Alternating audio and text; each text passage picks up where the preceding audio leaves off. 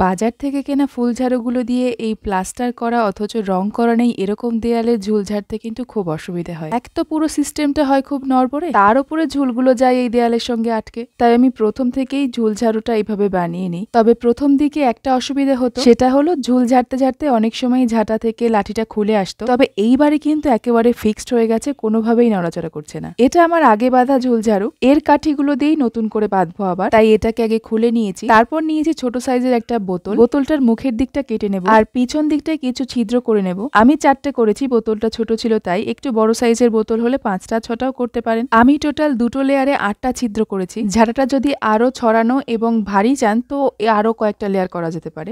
আমি আসলে একটু হালকা ঝাঁটাই চাইছিলাম, যাতে ঝুল ঝাড়ার সময় সুবিধা হয়। ভারী ঝাঁটা হলে খুবই কষ্ট হয়ে যায়। প্রথম লেয়ারে কাঠি ঢোকানোর পর বোতলের মুখের সাইডটা দিয়ে একটা লাঠি ঢুকিয়ে নেব। এখানে ফুল ঝাড়ুর লাঠিও ব্যবহার করা যেতে পারে। সবগুলো ছিদ্র দিয়ে ঝাঁটার কাঠিগুলো ফিক্সড ভাবে আটকানোর পর একটা মোমবাতি বা আগুনের ওপরে এটাকে এভাবে আস্তে আস্তে ঘোরালে প্লাস্টিকটা সংকুচিত হয়ে লাঠির সাথে ঝাঁটার কাঠিগুলো একেবারে ফিক্সড ভাবে আটকে যায়। আমার কিন্তু আগের ঝাঁটার অর্ধেকটা কাঠি বেঁচে গেল, আর কাজ করতেও বেশ সুবিধা এটা দিয়ে। আপনাদের কেমন লাগলো অবশ্যই জানাবেন কিন্তু।